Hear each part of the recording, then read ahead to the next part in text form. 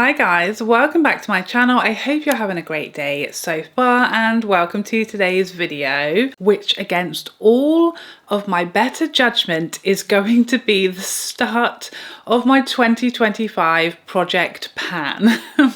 Why are we doing this again?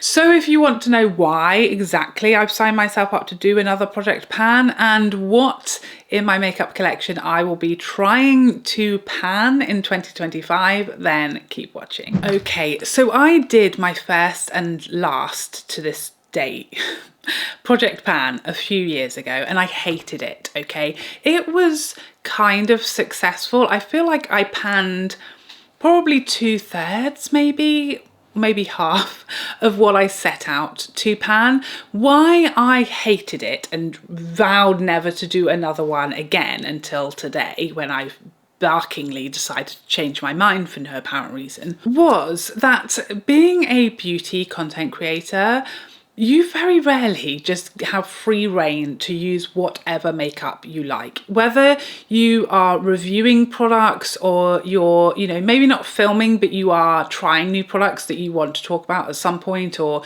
share your thoughts on or for comparison, it's not that often that you just get to sit down and play with anything that you like, use any makeup that you would like in your collection for fun and just what you feel like using. And I felt like when I did that project pan, it took those rare days away because I was feeling like I had to use those products that were on my list for project pan.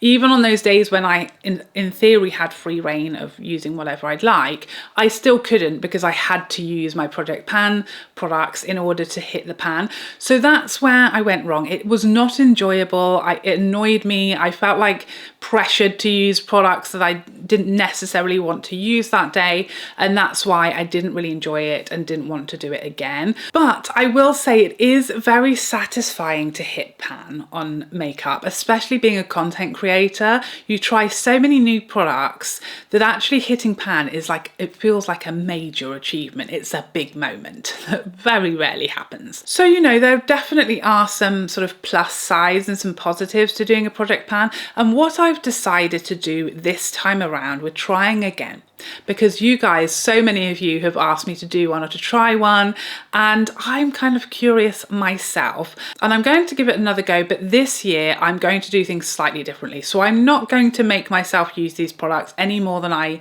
want to or typically would. I'm just going to naturally see what happens over the year, but I'm certainly not going to put any pressure on myself to make sure I hit pan on these. I'm just going to see how I do. And I've chosen products that I think I use quite a lot currently that potentially I think it's possible for me to hit pan on in a year, and we just want to see. It's going to be more of a fun experiment than me forcing myself to only use these products, and we're going to do things slightly differently to how I did last time to make it a bit more fun. So the first item I think I might be able to use fully up as opposed to hitting pan on because it's a liquid is Nars Light Reflecting Foundation. So this specific shade is Patagonia. This is like my deepest winter shade, and I also sometimes mix this a little into my summer shade. So I do kind of use this almost all year round, whether it's for my full face or as a bit of a mixer to lighten something up when I'm in between. It's probably one of my most used shades. It's also not brand new, and I've been trying to leave it stood up so I can kind of see where we're starting off. And I think we're about halfway. This is where I think we're to on the bottle at the moment, just looking at where there's a see-through bit of the bottle. I think we're about halfway through. So this is half a bottle to go, and I want to use that up this year. Another foundation I think I should be able to use fully up is the Charlotte Tilbury Beautiful Skin, and this is in shade 6. So this is like my winter shade, but again I sometimes mix it with another shade in summer. Again, not brand new. I have no idea how much of this I have used because it's that tube, so you really can't see, where the line is. So I have no idea how far I've got to go, but this is new this year. I think this is a new shade that I picked up. I don't know when, but it's not got a huge amount of use. So, ooh, but I think I could maybe use that one up this year.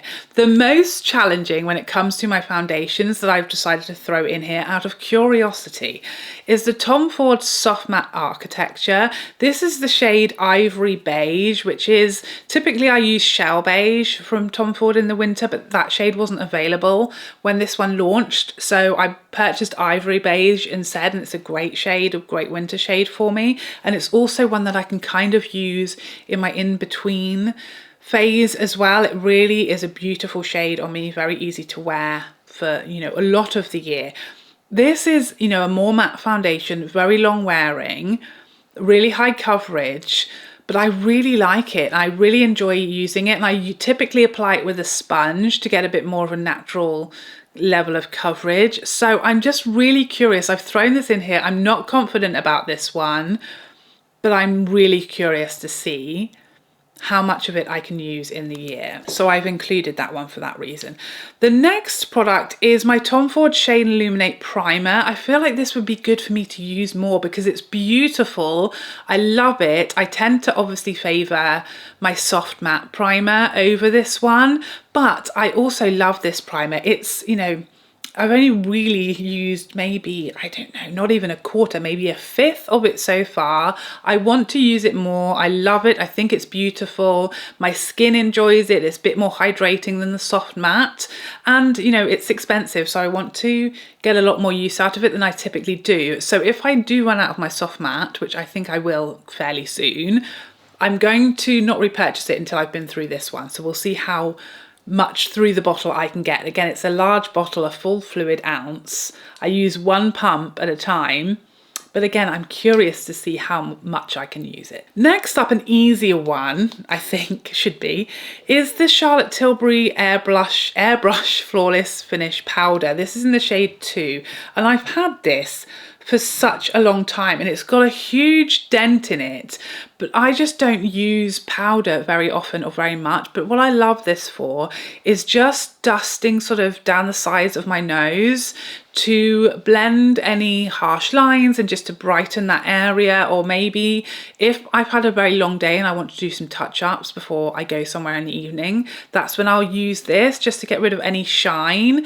So although I don't use it that often, I don't use that much of it when I do use it, because I have, you know, had this for quite a while and it's got a good sort of dent in it, I feel like I need to really get using this and use it up because it must be expired by now. So I want to see whether I can hit pan on this year and really sort of finish it off. Next up, the Charlotte Tilbury Beautiful Skin Foundation Stick. This is the shade 7.5 medium, and I basically use this year round. As I recently let you guys know in my makeup products I changed my mind about video, I've started really liking this for no makeup days, or sort of days when I'll just do this and really nothing else, just for a bit of something on my skin, and I use it quite heavily. So again, it's a stick. I really don't know how much of these you use. It's not huge.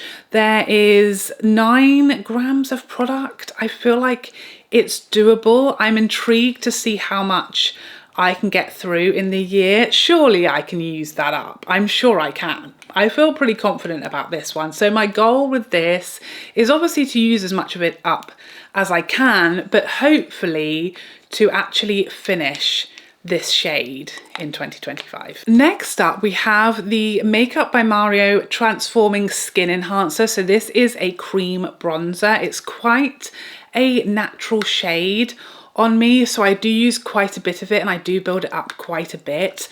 I've only had this a few weeks and already I can kind of see I'm making, you know, a bit of a dent in there. So for that reason, I feel like cream products are obviously much easier to use up than powder products. So I feel like it's possible that I might be able to hit pan on this one this year, although this is new. I've only had this a few weeks, so I'm really curious to see how much I actually use of it in a full year. Another bronzer I've decided to include is the Charlotte Tilbury bronzer. I was able to hit pan on the tan shade of this. I think it might have been in my previous project pan. So this is the Powder Airbrush bronzer, and this is the shade Medium, and it's quite new.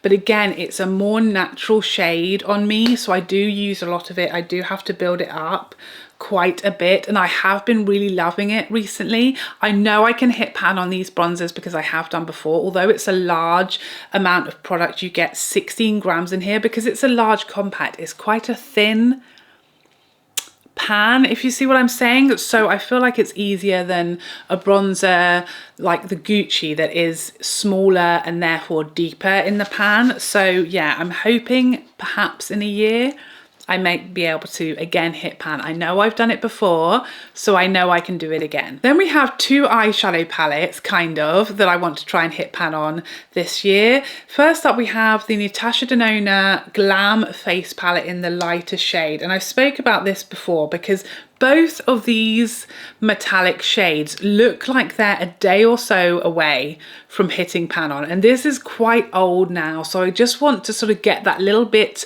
of use out of it to that point where I'm hitting pan on several shades, and then I can feel like I can, you know, just put it in the bin where it belongs, probably after it's been out. I've had it for years now, and it's definitely very expired. So I just want to get that last little bit of use out of it. I've completely stopped using this just because, you know, I feel like I've used it a lot and moved on, but I want to kind of use it to the point where I hit pan because I love it so much. I don't think that's going to be a hardship, certainly not with these shimmers. I want to try and hit pan on both of the shimmers in this palette this year. I'm almost there, so that should be an easy one in theory. A less easy one is the Natasha Denona I Need a Nude palette, probably like one of my most used go-to everyday palettes. And I feel like there are several real big dents in here.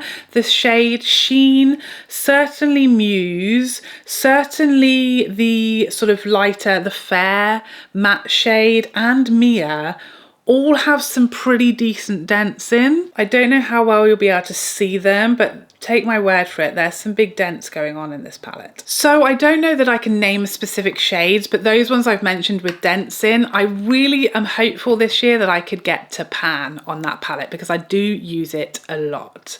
And then finally, two lip products that I want to try and use up this year. That seems outrageous, but I'm just gonna go for it, why not? First up, Lisa Eldridge's Sweet Fig. This is in her Baume Embrace formula, and this is my favorite. And it's become like my go-to sort of balmy formula. You see, I've already used quite a bit of it. You know, I do use this and apply quite a bit and reapply because it is that balmy formula. It's so lovely, and it's become one of my absolute constantly in my handbag shades because it's just the perfect everyday inoffensive, goes with everything, feels lovely and light on my lips shade. So I feel like I could use that up this year. The other one, which is very tricky to know how this is going to go, is the Hourglass Phantom Glossy Balm in the shade Trace.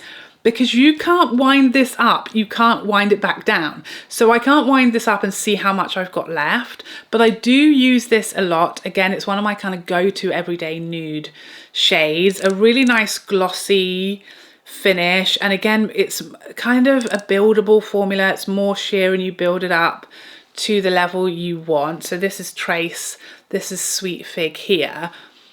So I do feel like I use a lot of it, and I use it a lot, and I've had it quite a while. I've no idea how much is left, but for the sake of science, I want to find out whether I can use this up in 2025. So there you have it, 12 products I'm going to try and pan or fully use up in 2025 without making a special effort to. I'm just going to use these products, you know, pretty much as I would have chosen my products for the day anyway, and we're just going to see where we get to. I can't wait to see. It feels like a science experiment, and I would love a lab coat. Please let me know if you're doing a project pan this year. Join in with me, you know, even if it's just a couple of products, let me know what you would like to try and pan this year, and let's do this together. Keep each other in check, remind each other, and we'll check in at the halfway mark and see where we've got to. How do you feel about project pans? Do you do them? Are they not for you? Do you like to watch them?